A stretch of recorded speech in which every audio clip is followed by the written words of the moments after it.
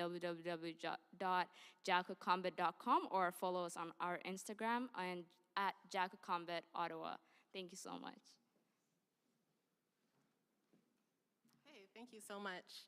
So just before we get started, I just wanted to highlight again that this evening is about celebrating our diversity as within the Black community. We wanted a chance to share that, even though a lot of times we do see Blackness as just like one box to check off, we do have a lot of different experiences, a lot of different cultures, a lot of different histories that we are able to come together and hear about and celebrate our differences, as well as share our experiences, whether that be good or bad. So with that, we're gonna get into introducing our opening remarks. So the first person that I would like to introduce is Dr. Clyde Ledbetter. Dr. Clyde Ledbetter Jr. has been teaching and publishing on subjects in African world studies for over a decade. He is an alumnus of Lincoln University and received his PhD in African American Studies from Temple University in 2013 and has recently earned a second master's degree in international human rights law from the University of Oxford. He has taught in a private K-12 African-centered schools in Philadelphia, as well as several colleges and universities in the US, including Lincoln University, Chinyan University, in addition to co-editing a book, Contemporary Critical Thought in Africology and African Studies with Dr. Molif K. Asante. Dr. Ledbetter has also published articles on Malcolm X, as well as various topics concerning humans and people's rights in African world. In 2019, he researched Black high school students and other organizations as a postdoctoral fellow for the University of Ottawa. Currently, Dr. Ledbetter is a visiting professor in the Department of African American Studies at Virginia Commonwealth University. He also teaches community history courses for the African community organization Jacocombat Ottawa. So let's all welcome Dr. Clyde Ledbetter.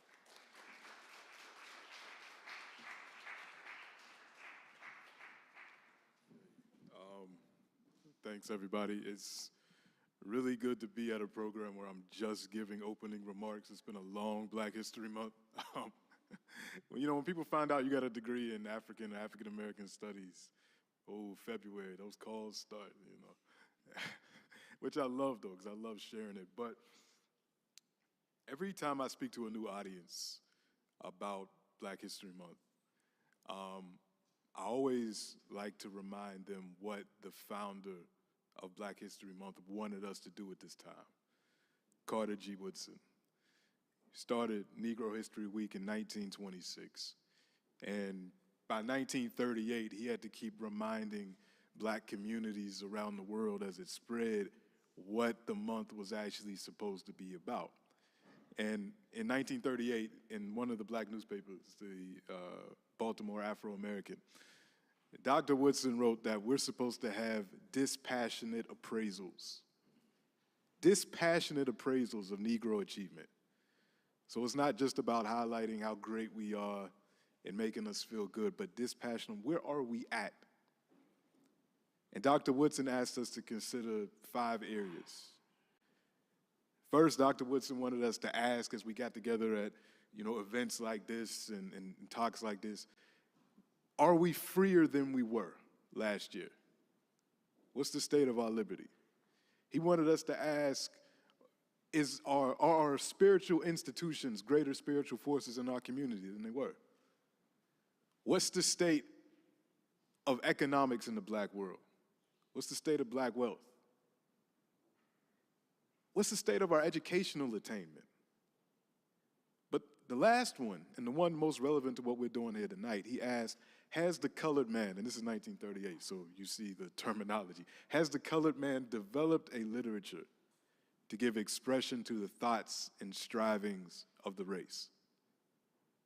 I think Dr. Woodson would be incredibly proud of what we're going to see tonight. The artistry, the expressions of the Black experience here in Canada. And when we look back next year and we think about what we've done and we assess, we do that dispassionate appraisal that Dr. Woodson was talking about, we can look back at events like this and say, yeah, Dr. Woodson, we have developed that literature. We have developed something to give expression to the thoughts and strivings of the race in all of its diversity, in all of its beauty, and even in its ugliness. And we're going to see all of that on display tonight. One last thing I'll leave you with. When I saw the topic for this evening, the Black Canadian experience in poetry, the first thought and name that came into my mind was a woman named Dr. Barbara Althea Jones. Has anyone ever heard that name before? Dr. Barbara Althea Jones. For those of you that are watching on YouTube, not a lot of hands in the audience. I won't say how many, but not a lot. And that's not unheard of. But this was a sister who represented the Black Canadian experience in the 1960s. She had migrated to Canada via Trinidad. In Trinidad, she had become one of the first women to graduate from the Imperial College for the University of the West Indies in Trinidad with a degree in genetics in the early 1960s. She then did her graduate studies at Cornell University, got her master's and PhD in genetics in 1965 in Cornell University. She was a genius. She comes to work at McGill University in the late 1960s. During this whole time, as she's making her way through the academic world as this amazing scientist, she also publishes 2 volumes of poetry. And then she dies at the age of 32, supposedly of suicide. How could a woman this talented, this genius, feel like the only experience that she could have in Canada was one where she had to join the ancestors? I can't help but think what her Black Canadian experience was. It's expressed in her poetry, in a book of poetry that you can find online called Among the Potatoes. It's one of her books of poetry, volumes of poetry. She talks about being a Black woman in academia. She talks about the struggle.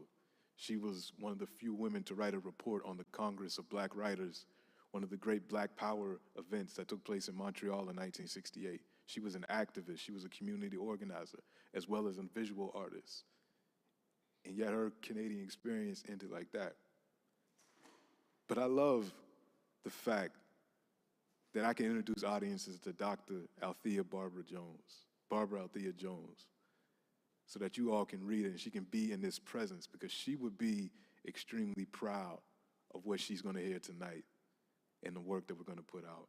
So I want to thank all of you for coming. I'm glad to be here in the presence of the great artists and the great students that we're going to hear tonight and great professors that we're going to hear tonight. And let's just open up the space so for our ancestors, for future generations to come, and they can feel this spirit. So thank you all. Enjoy the evening.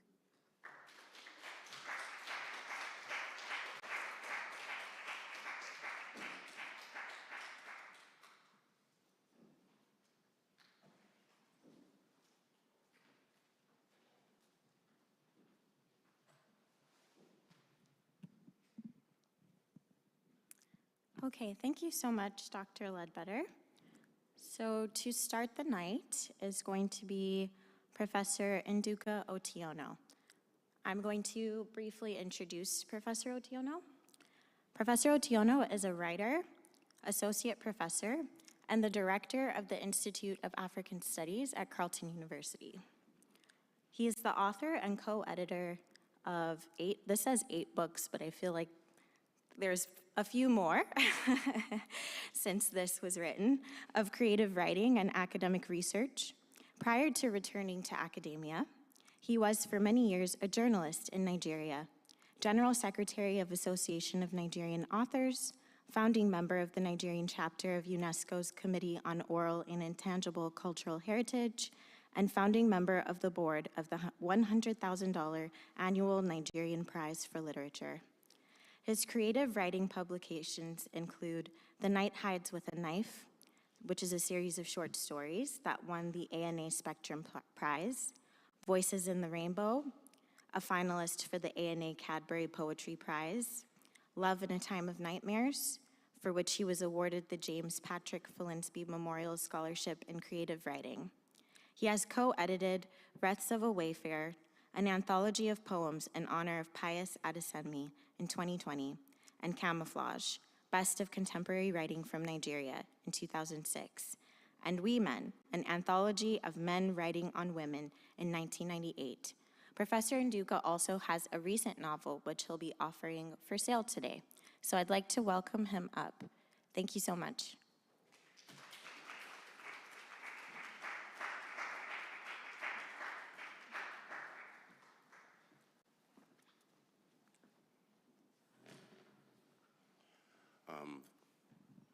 Thank you, Sarah, for the very generous introduction. Sometimes introductions just make you want to sit back and say, oh, is that me? Thank you, and then thank you also, Dr. Ledbetter, for that inspiring opening remarks. I want to thank all of you energetic young people who have put this together on behalf of Umoja. This is so thrilling. Umoja is less than 1 year old, I believe. Am I right? Just within that. And the organization has put a very strong impression within our community. And I think that before we move further, I would like to invite us to give them a round of applause for what they're doing in our community.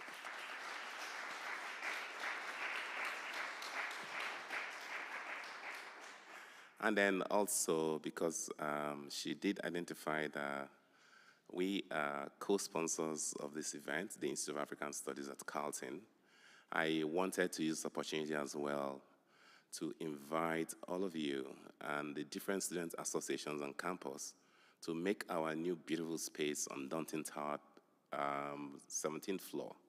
Make it your home. We have a beautiful students' room there, student lounge, and then we also have a really cool resource room. Above everything else, we have the bragging rights that it is perhaps the only space at Carleton that you're going to get into and you're going to feel a sense of Africa and have that African pride and the Black pride in you.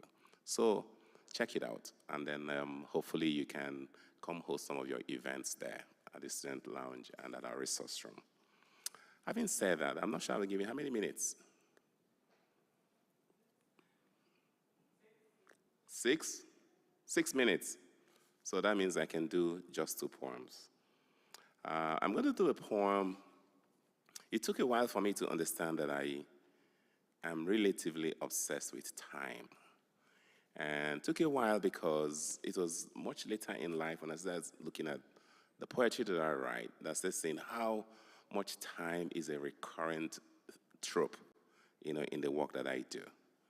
And so I'm going to read a poem. This is the first poem. I'm reading from this new collection, Displaced. I have 3 copies for sale at the end. And this poem is entitled, Today, Time is the Eyeglass I Wear.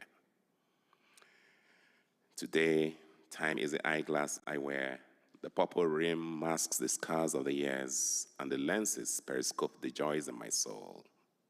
Look, you will find a window to hidden treasures, every peep of a kaleidoscope of experience, and an invitation to share secrets of the Most High.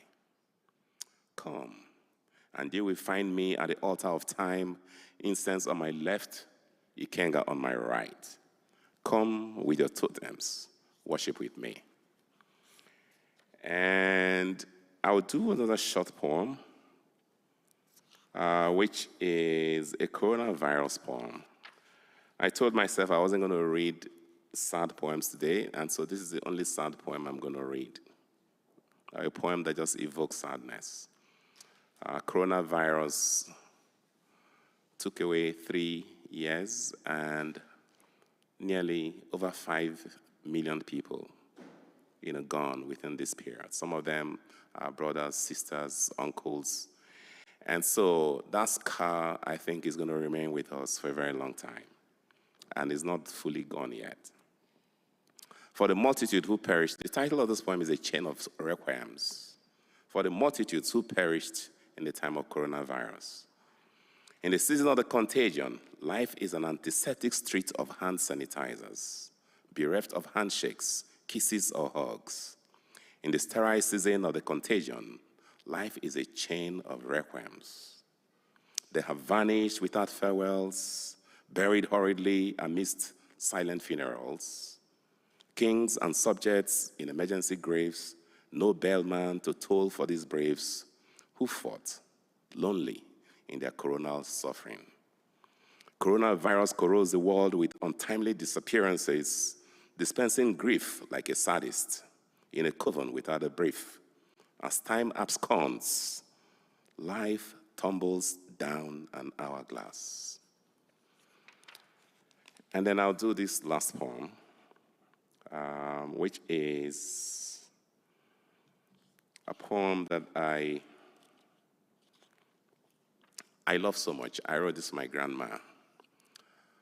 My grandma lived to the age of about 96, and something very unique about her was that she was a heavy smoker.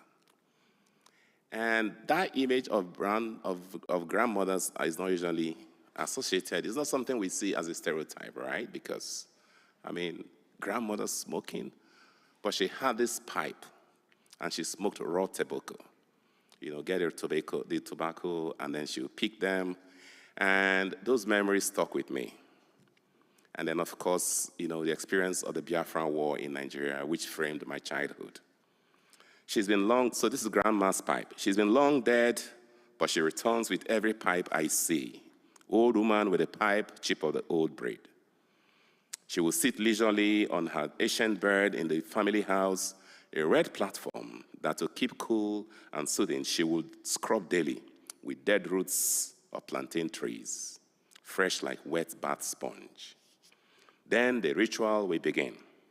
First, she would sort the tobacco, rolls of golden leaves, brown, so unique and so aromatic, you're tempted to sniff them. Grandma would caress every part of it with the tenderness of an experienced weaver in a loom. Next, she would load her pipe, brown like the tobacco leaves, curved upwards as though swearing allegiance to her. In turn, she would stroke it gently, taking her time around the bend. Then, like a driver at a dangerous corner. Then she would take a break to fetch a piece of burnished coal from the busy fireplace, admire the loaded pipe as if reluctant to hurt it with fire. She would hesitantly drop the red coal onto the sole of the pipe, raise it to a crooked angle onto her mouth, and so suck with the urgency of a baby breastfeeding hungrily. You would think she was about to choke.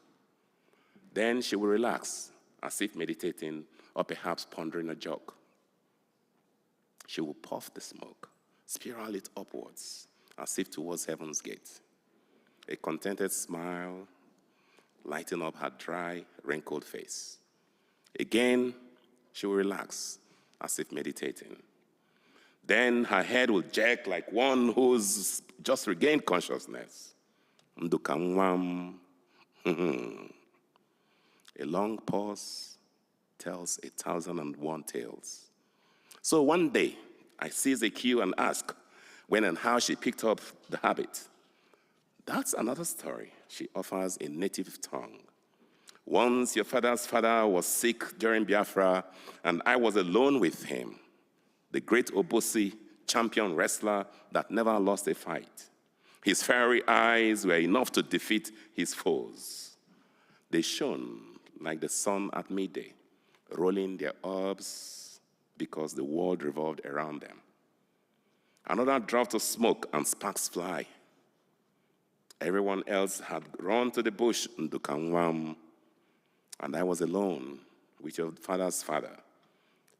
And fever had so wrapped his body, one could boil corn on it. And he was once again a child.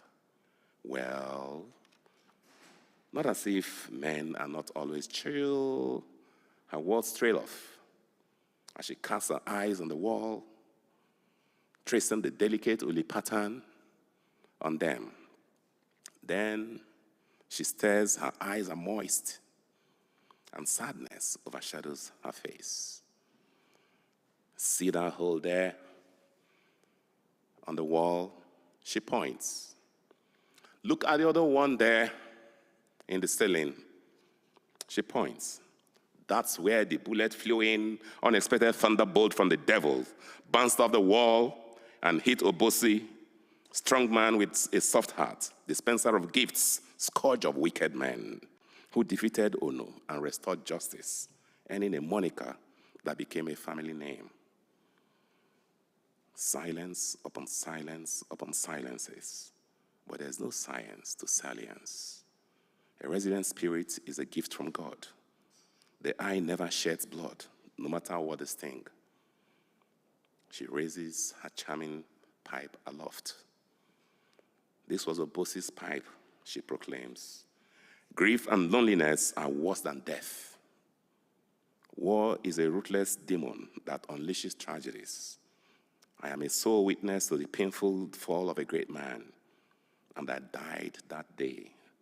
Only this sand and ashes remain.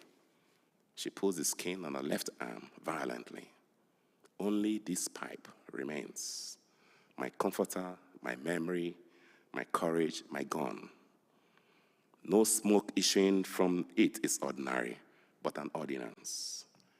There are gun smoke from every shot I aim in vengeance, and I'll continue to shoot his killers until death do us join. Thank you very much.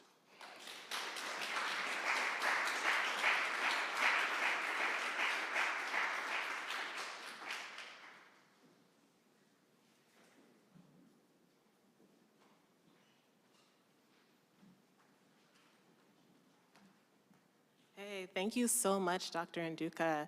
And I forgot to mention this at the beginning, so sorry I have to mention it now, but some of you may have been a little bit surprised that Senator Bernard was not here with us this evening. Unfortunately, she did have a emergency that made her unable to come to see us. So I just wanted everyone to give an extra clap for Dr. Ledbetter, because he did step in at the last minute and really came through for us. So just a thank you for coming so last minute. We really appreciate that.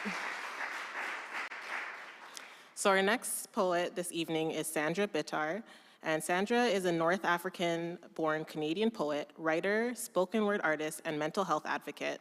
Earlier in 2002, she founded the Open Mic Night series in the city of Ottawa as a means of spreading love, empowering voices, and connecting hearts in her community. Sandra also completed her degree in neuroscience and mental health here at Carleton University, and Sandra advocates for healing through a spiritual and culturally rooted approach to trauma. Her work calls attention to topics centered around love, faith, grief, healing, and identity. So welcome, Sandra.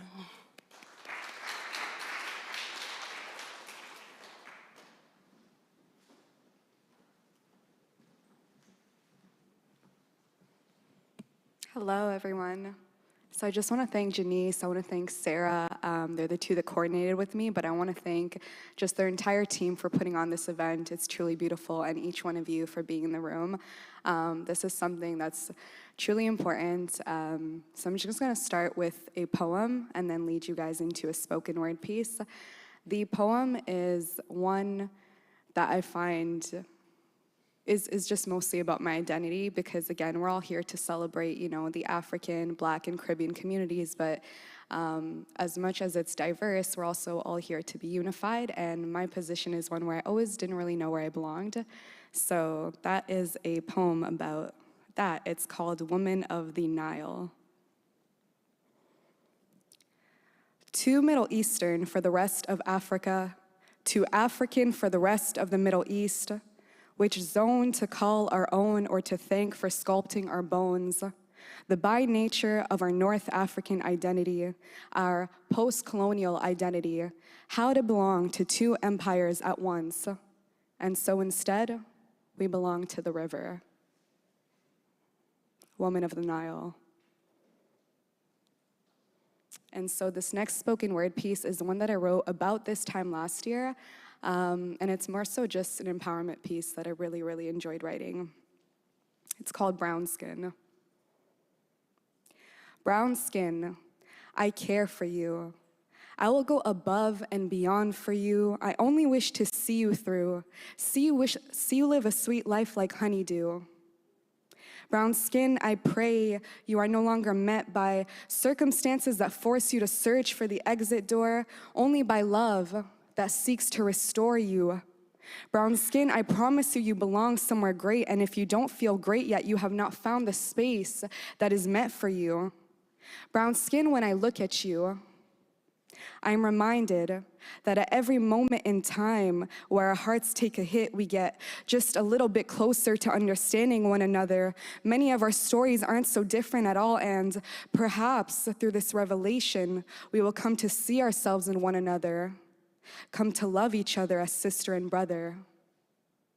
Brown skin, I know at times you've been put through the ringer, wished your skin was thicker, and you recognize the person in the mirror. But you put yourself back together every time, embraced yourself deeply, told yourself, I love me. Brown skin, you are a magical story they have skimmed but have not read. They save your pages for later as though you will not become a favorite read. Brown skin, you are unique in your technique, in the way you speak, beyond compare, you are rare. Brown skin mother, I would have thought you were God. For you tackled obstacles with such grace you could not have been flawed.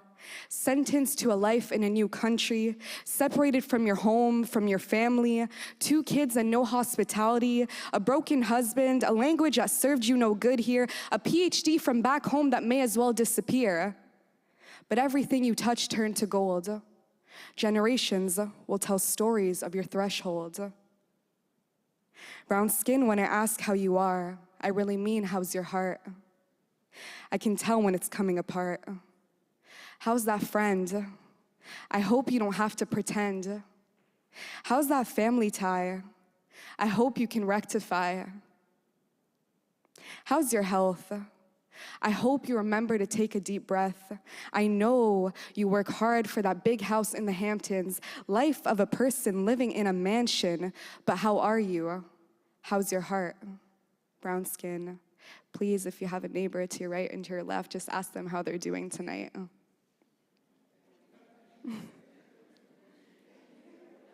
Thank you.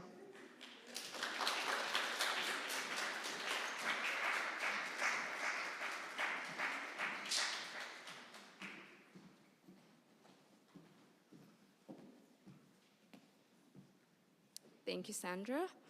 Next, I want to introduce a poet who is a freelance journalist and journalism student at Carleton. She has been writing poetry first in her mother tongue, then in French at a young age. About 3 years ago, she started performing at open mic and writing in English.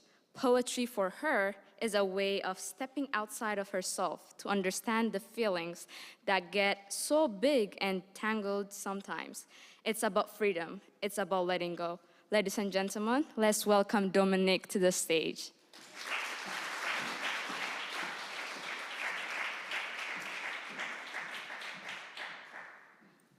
Hi, everyone. How you doing tonight? So I have one piece that I wrote specifically for this event, and I was wondering if you guys wanted to do it with me. So when I say, I woke up black, can you say again? So every time I say, I woke up black, you say again. So this poem is my attempt to capture some of the different ways that we experience our blackness, the ways that we come to terms with it, and the way that we learn to celebrate it, and some of us, the way that we've always known to celebrate our blackness. So here goes. I woke up black. A little girl whispers, nothing sticks to bones like skin, no matter how hard you try to shed it. Imagine it falling at your feet like unwanted things do. A little girl learns to fold over herself, elbows and knees touching. Who cares when black girls disappear? I woke up black, and so does my brother. There are days that worries me, all the things it could be mistaken for, magic, excellence, or a threat. But as I hold him in my arms, too short to shelter him, all I pray for him to be is loved and happy. I woke up black. We woke up black again in countries that pretend our blackness is a coat we can slip in and out of unscathed, that ask us to show up with open hands, but don't take too much. Don't own the space they say. These are still our stolen lands. I woke up black. Born on a land that dared to be free, my hips sway to the sound of my ancestors marching on sugarcane fields, ripping through the harvest and the masters too. Imagine my surprise when they try to take my power away, my beauty, my humanity, when they point to my blackness and call it a curse, call it undesirable, but I believe them anyway. I woke up black, and my friends' loving hands are palming my locks, shaping my crown. It's almost midnight. We stand in front of the mirror, tending to our skin, glistening under the faint bathroom light. Give thanks to the Lord we woke up black. Thank you.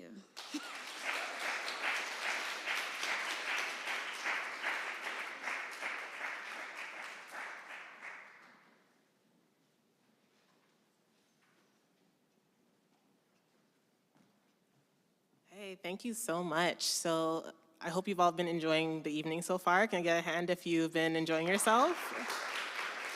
Yeah.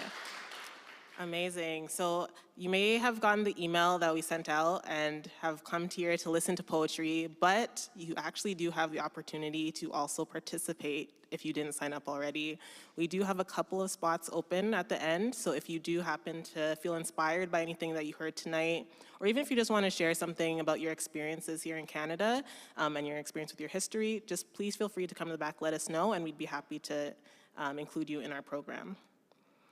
Our next poet is Bethel Bizrat, and at just 16 years of age, Bethel has already made a name for herself as a talented poet with her first book, Freedom, capturing hearts and minds. Her passion for the art of writing and creation is unmistakable, and her dedication to her craft is truly inspiring. With each stroke of her pen, Bethel brings to life a world of imagination and beauty, leaving an indelible mark on those who experience her art. With that, welcome Bethel to the stage.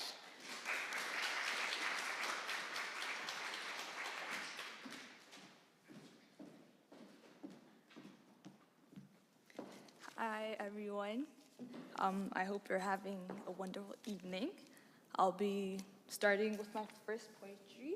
It's called Coffee, and I'm from Ethiopia, and Ethiopia is known for coffee.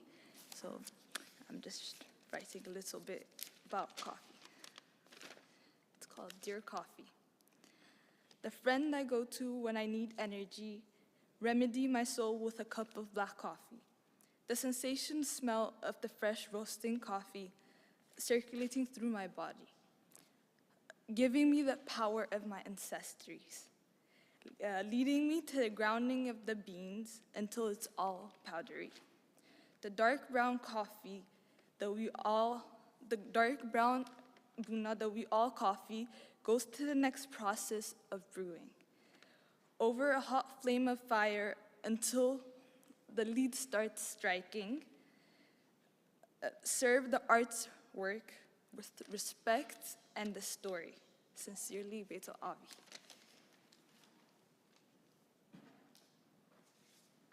My next poetries are very short, and starting with write. We all write. Some write with heart, others write with fingers. They're both red. Some touch, others speak.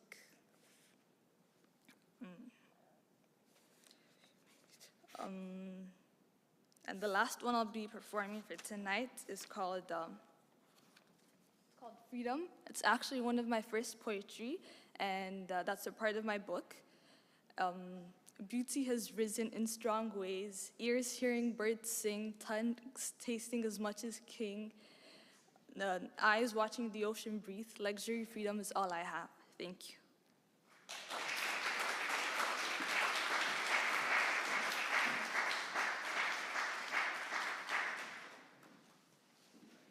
Thank you so much, Bethel. And I'm not sure if Janice mentioned this, but Bethel has also donated some books, so we'll be giving those away at the end of the event. Our next poet is Asli Mahdi.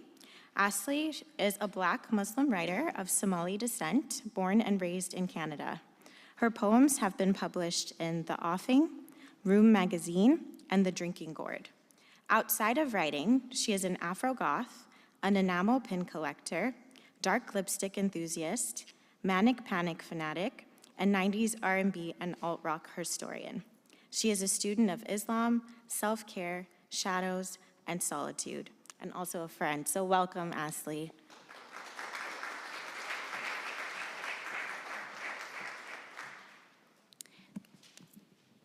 Thank you, Sarah. And thank you, Sarah and Janice and Umoja for inviting me today. I had the pleasure to work with them both earlier in February for a couple of Black History Month events called Hair, Mind, Body, and Soul. So that's where we met. So I'm really glad to be in this space today with you folks. So I'm going to read a poem called Protesting Punctuation. It's just about the experience of Black folks being silenced and how we resist that. When you silence someone for so long, their voice begins to sound like missed phone calls, and their body then becomes the answering machine that has gone into a coma from swallowing too many commas. And we have served as commas, placeholders for when someone talks too long and doesn't want to take a break, because a period is a full stop, a plea to begin a new phrase with a new voice. And sometimes we've shown up as colons, with our skins written on like grocery lists littered with bullets, and it's cruel the way Black kids are used as bargaining chips, semicolons placed between two completely different phrases, forced to be silent mediators and forced to choose to be a period or to be a comma. No comment.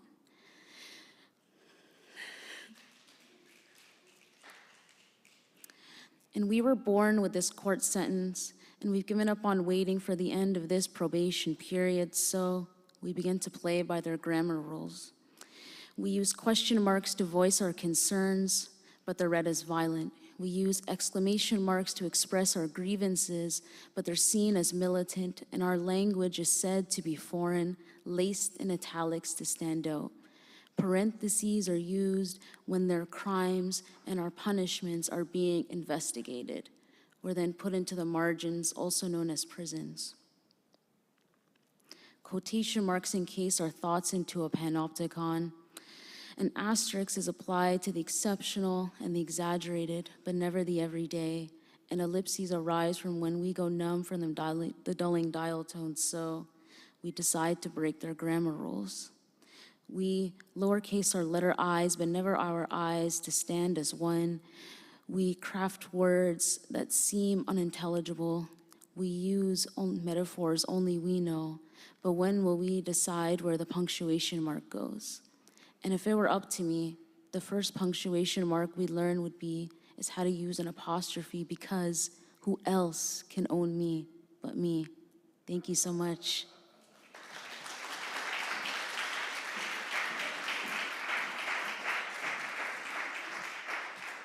Thank you so much for that beautiful poem. The next poet that I would like to introduce is a neuroscience and mental health major. She was born in Nigeria and moved to Canada with her family as a teenager. She connects with her roots while appreciating diversity through her love for books. Poetry is and continues to be her way of expressing herself and people like her to the world. She is currently writing her first book titled Unfiltered Feelings. The poem being read today shows a view of immigrant parents' experience and an immigrant's child experience from the child's perspective. Please help me welcome Marian Odumo to the stage.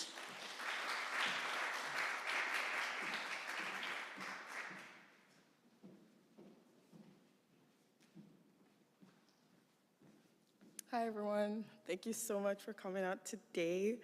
I'm going to read my poem called A Journey Home. It's one I wrote a couple months ago, but after hearing about this event, I decided it was time to make it longer. I remember the words as your accent spilled. Take all your belongings, but not too much. They have better things, better quality there. You spoke of this land with so much gusto, one you had lost when you spoke of our father's land. I wondered to myself why you hated this place so much, this country that was home to us. It was all we knew, it was all I wanted to love. I remember the tears when you tore me away from that land, the screams every time I had a chance. I never wanted to come here, I screamed to you. The arguments consistent. Slowly I hardly saw you, so our arguments became non-existent. The arguments gone, but our love also distant, because you worked day and night, but still you said this land is better. I wanted to walk out every time you gave this speech. I remember thinking you were brainwashed because you complained about your colleagues at work who would make side comments like, your English is good for an African, or do you have electricity where you come from? But you said it again, the land is greener. We grew distant for a while, and my anger grew every day. But one day I sat to hear you finish your sentence. I thought to myself, hear more so you can make a greater point, so the arguments can be reestablished, because I missed you and I wanted that connection. But the only way I could connect now with you was through the animosity. And you said it again, the land is better, the land is greener. Every sentence, my anger grew, till I heard those two words you always wanted to say to me, but never had the chance. For you. The land is better for you. The land is greener for you. And slowly I realized it was all for me. You had nothing to gain except see me live a better life than you had. But I want to sit with you and tell you my story. I want to give you a justification for my anger, but the generational trauma from your parents still hold you bound. The I love yous have gotten easier for you, but sharing emotions, you're still learning. I want to tell you about my first time in school in this greener land. I want to give you a justification for my anger. How my hair was touched. She said it was a mistake, but God knows her properly, perfectly manicured finger swept through it on purpose. She dragged to feel the texture. She dragged to feel the difference. You see, before we left our father's land, I knew of racism and I had experienced it. I knew of colorism and I was a victim of it. But then we moved and the scale was much, much larger. It was the straight hair, blue eyes, fair skin. Lord knows I didn't care at first, but they made me feel different. And slowly things that were normal stopped feeling normal. My accent I made mute. My hair I tried to straighten. I prayed for all this to be taken away. And that's my justification. That's my anger. I was broken and had to build my self-worth and love from scratch. Those are my struggles. But oh, my wings. I want to tell you how your sacrifice paid off. I want to say seeing you fight every day for me made me start fighting for me. It took so much to learn my melanin superpower, and God, what a powerful one it is. It connects me to the Black woman in the street. She looks at my lilac-colored hair and she smiles, proud that my twists tell a story. I look at her locks and we nod in solidarity, and I am proud these days. I let my curls loose these days. I let my accent drip these days. My last name no longer feels like a chain. In fact, I want to scream it out loud. Now I look at you who tore yourself at your old age to protect me. You crossed the ocean to a new world just for me. You're the victim of a new world, a new age, a new country. You belong to none. You're a lover of both. One you love because it's all you've known and you're homesick, and the other you love because it can give me all my dreams. Not you, but me. This land has given me a freedom to unapologetically be me. The fight is not over, but it's begun. The fight I'm a part of, the solution I'm a part of, and it's all because of you. All my anger has been replaced with peace and unending love. I hope one day we can sit and talk, lay ourselves bare, because I've realized that my home is where you are, and the journey home took such a toll on us. So I hope one day we can rest on each other. Dear immigrant parents, all your journey brought us here, so I hope you feel proud for all you've done. Thank you.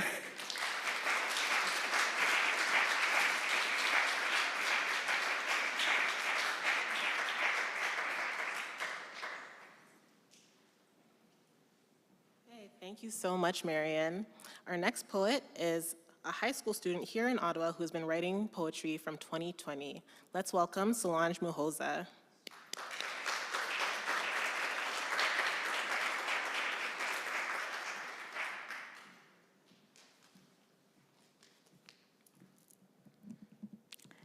Thank you. I just like to first just shout out my principal because she's the only person who came here, Miss Hollingsworth.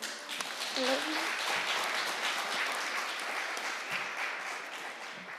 you. My poem today that I'm going to be performing is called To Walk Life in the Shoes of a Black Woman.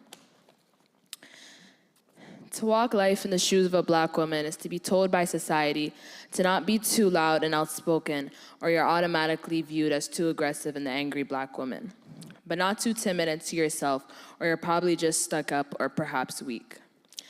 To walk life in the shoes of a Black woman is asking yourself if the boy you like at school will like you back because you have a darker complexion, thinking you may have a chance just to find out he hates coffee and only does honey tea.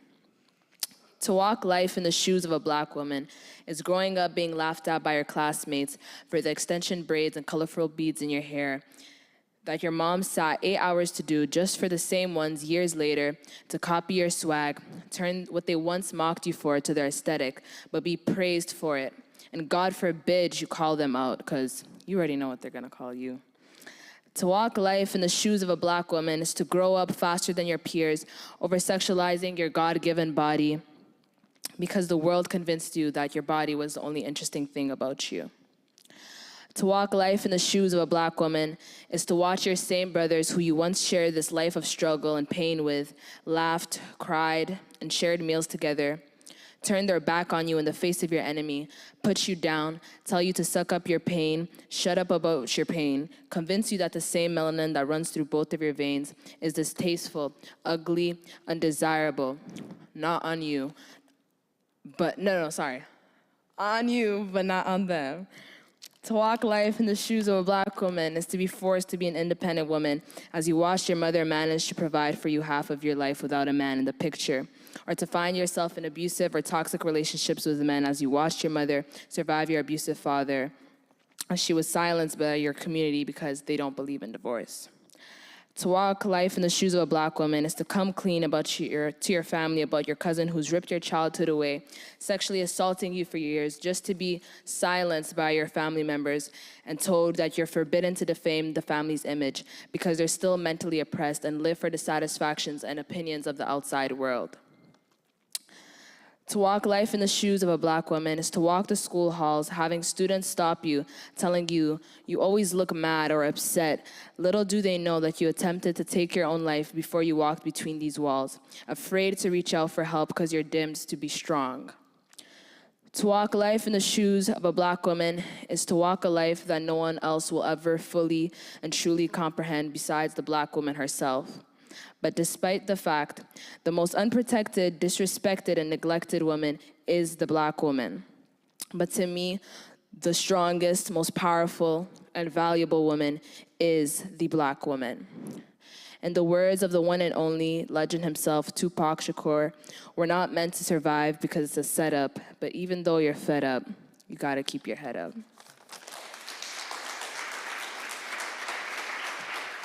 Thank you.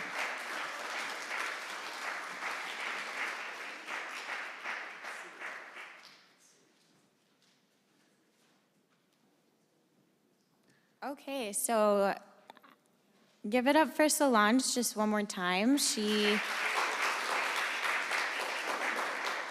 is very bold to come here as a youth and to share with us. So we salute you, Solange, and we look forward to what you're going to do in the future.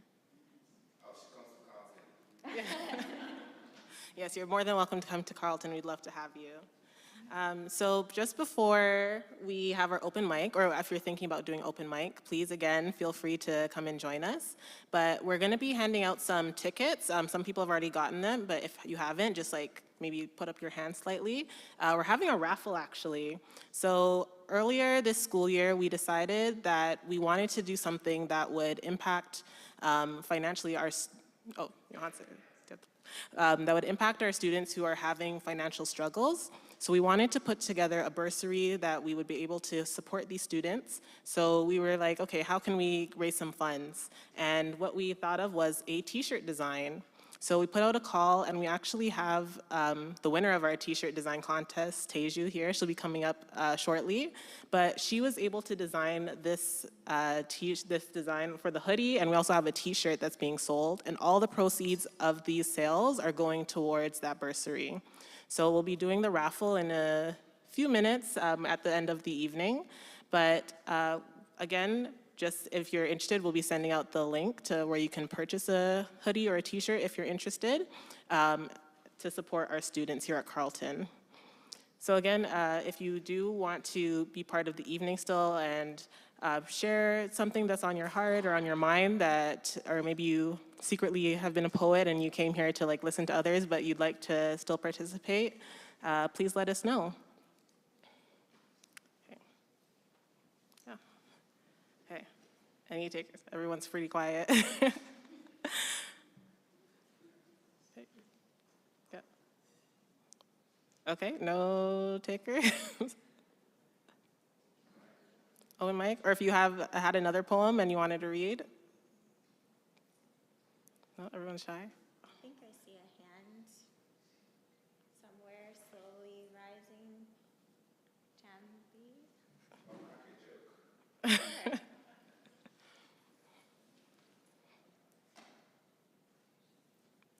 Yeah, yeah, of course, yeah. So we'll have, oh, okay, yeah, so we'll have two. Oh, yeah, so, amazing. Okay, so who was first? Do you see? I think Ashley was first. Okay, Ashley, if you want to come up, we'll hear from Ashley one more time. Thank you.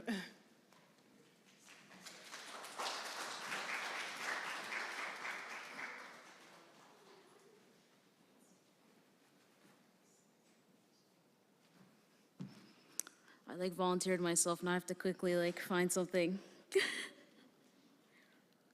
Okay. So this poem is about hair. It's called Cocoa Cure. It's after a song by Maxwell called Luxury Cocoa Cure. And it goes like this. And weaken and spool the strain from my strands with a ball of shea between your forefinger and thumb. The curls at the nape of my neck can never be lassoed. They loose, and I may be grown, but my baby hairs still need tender love and care. This, my weekly ritual, this is hot oil high, and this is cocoa cure, and you've got me plushed on some luxurious. My head balancing a lagoon, drooling coconut oil, my head leaning against your long log leg, and your fingers make a home in the branches, combing out a sky. Thank you.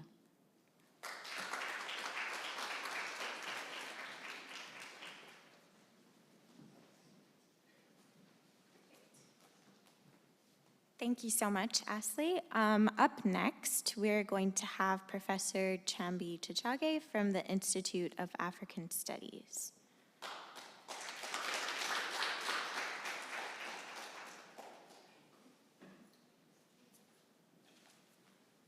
Thank you. Good evening, all. I'm a wannabe poet. So once in a while, I try to write poems in Swahili, my home language, and English. So this one I wrote a couple of years back, 2018, when Winnie Mandela passed away. For those who don't know, Winnie Mandela was the second wife of Nelson Mandela, who was instrumental in the struggle to end apartheid in South Africa. The title of the poem is Winnie Mandela, Child of the Soil. Born of a woman, marked by color, fighting for liberation, deep in Soweto, wrinkled by apartheid, forged in a turbulent time, from Kroonstad to Sharpeville. A mother of the nation, daughter of the people, a sister of the African, hero of the struggle. Your people shall govern the land and the mines, in the depth of Marikana and the heart of the Vels. Hambakale Mawini, child of the soil, Umkhonto wesizwe, a South African soul. Thank you.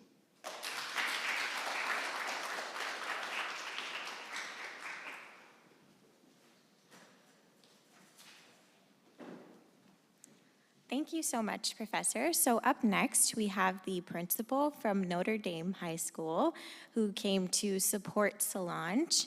Welcome so much, Principal Hollingsworth.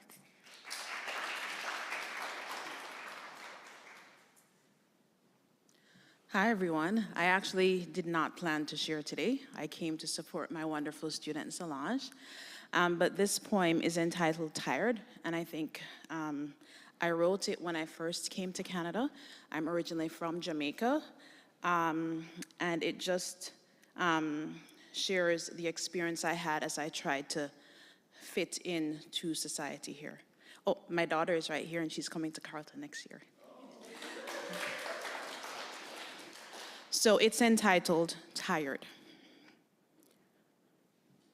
Tired of keeping my head down, tired of dimming my light, tired of feeling insecure, ready to fight the fight, tired of being denigrated, tired of the abuse, tired of being an afterthought, ready to be the muse, tired of living in fear, tired of not speaking out, tired of hoping for better, ready and willing to shout, tired of being tired, tired of being overwhelmed, tired of the anxiety, ready for it to end. When will we stop being tired? When will we surge ahead? When will our time really come? When will this ever end? Thank you.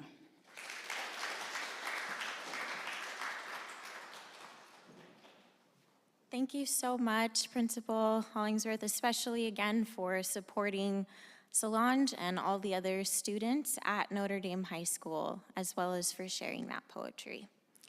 So if there's anybody else who would like to come up, now is the time. Otherwise, we will be doing the raffle. And come on up.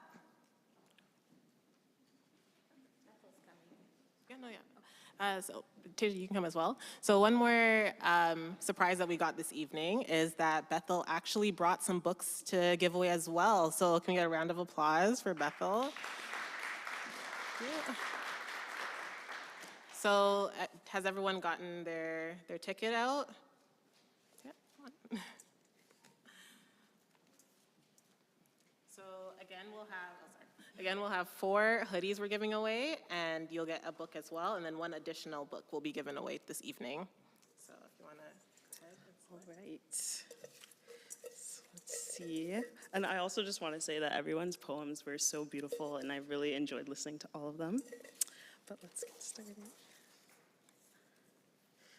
All right, so the number is 600-443-89. Yay. Congrats.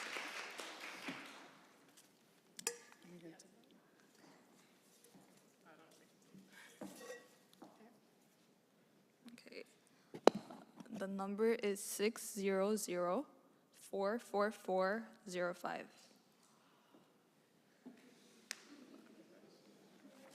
There's a little.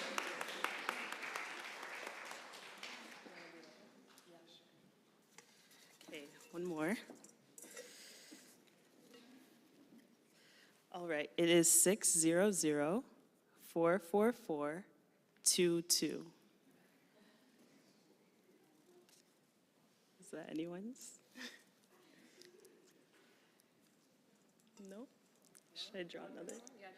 Okay, I'll draw another one. All right.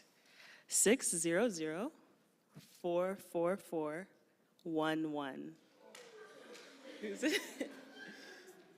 Oh, yeah. Congrats.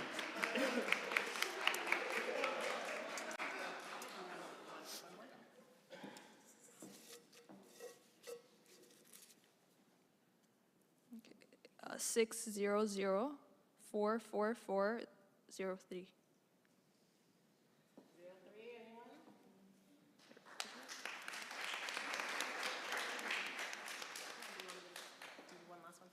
Okay.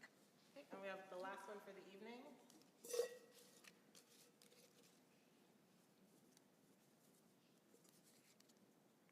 600-444-22.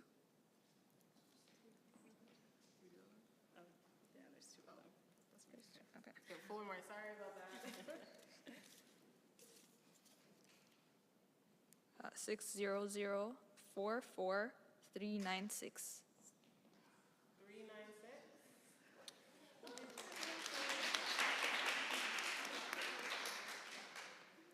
Amazing. Okay, thank you so much. Thank you. Thank you again. So if all the winners can just like meet us at the back with your ticket at the end, and we'll get you your prize. So once again, I want to thank all of you here for coming this evening. I know it's a Sunday evening, which isn't always the most ideal time, but thankfully it wasn't yesterday where there was a snowstorm, so I think we did okay with the timing. But just before we end this evening, I just wanted to let you know about some of the upcoming events that are happening. So for Umoja, we're actually having another event on Tuesday. So you have 2 days to recover before you come back out and talk more about Black history, because we'll be talking about Black History 365 and why it's important to celebrate Black history, not only in February, but again, throughout the rest of the year. And then, Galila, if you want to come up and talk about your next event.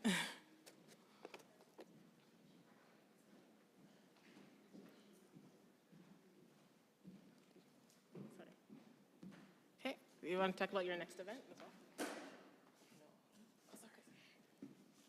It's okay, Ken. So Jaco Combat actually have a job fair this coming March 18th. And it's not only for students, it's for anyone. If you are looking for a summertime gig or if you are looking for a job, that's where you should be. You can find more information about that in our website as well as our Instagram. Yeah, that's it.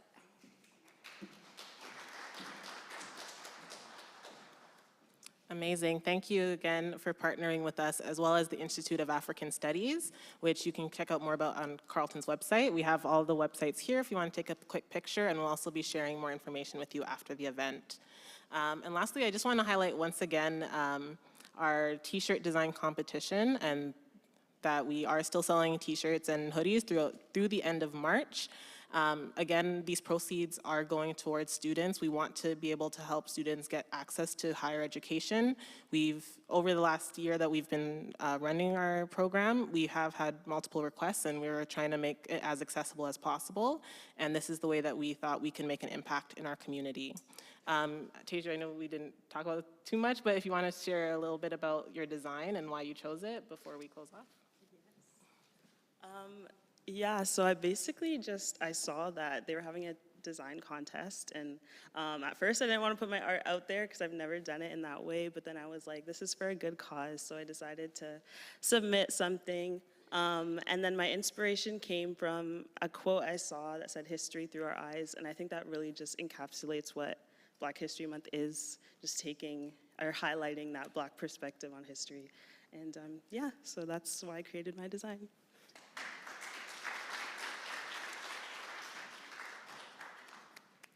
Okay, so as we close out for this evening, again, thank you everyone for attending, and thank you once again to all the poets and Dr. Ledbetter for sharing this evening so that we could highlight our differences, our struggles, and just a chance to connect with each other about celebrating Black history.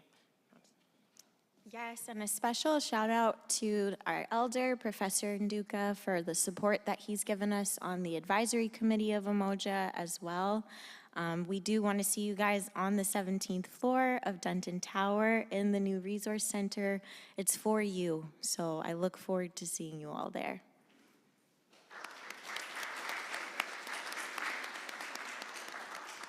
Okay, and with that, I want to say goodnight to everyone. We are here in the art gallery, so if you want to take a few moments to look around, you're more than welcome to.